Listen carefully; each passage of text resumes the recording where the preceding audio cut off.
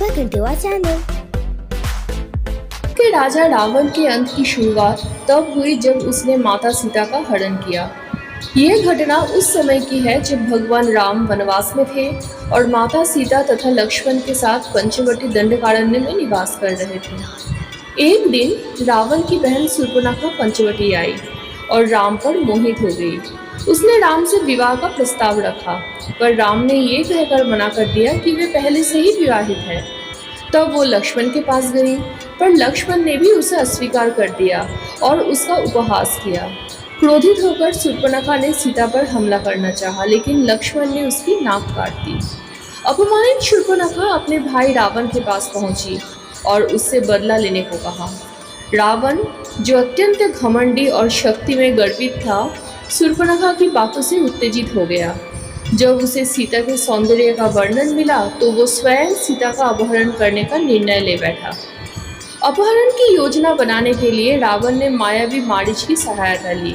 मारीच ने एक सुंदर स्वर्ण मृग का रूप धारण किया और पंचवटी के पास घूमने लगा। सीता ने जब उस स्वर्ण मृग को देखा तो वो मोहित हो गई और राम से उसे पकड़ने की इच्छा जताई। राम लक्ष्मण को सीता की रक्षा का आदेश देकर मृग के पीछे चले गए। मारीच जब राम के बाण से मारा गया तो मरते समय राम की आवाज में हे लक्ष्मण, हे सीता चिल्लाया। सीता चिंतित हो उठी। लक्ष्मण को राम की सहायता के लिए जाने को कहा। लक्ष्मण ने मना किया, पर सीता ने उन्हें कठोर शब्द में कह दिया। अतः लक्ष्मण ने एक लक्ष्मण रेखा खींची और सीता को आदेश दिया कि वो उस रेखा को पार न करे। लक्ष्मण के जाते ही रावण एक तपस्वी ब्राह्मण का वेश में वहां पर आए और भिक्षा मांगने लगे। सीता ने जब रेखा के भीतर से ही उन्हें भिक्षा देने का प्रयास किया तो रावण ने उन्हें लक्ष्मण रेखा पार करने को विवश कर दिया। जैसे ही सीता ने रेखा पार किया, रावण असली रूप में आ गए और बलपूर्वक उन्हें अपने पुष्पक विमान में बिठाकर लंका ले गए। सीता चिल्लाती रही, रोती रही, धरती से सहायता की प्रार्थना करती रही, परंतु रावण उन्हें लेकर आकाश मार्ग में उड़ चला।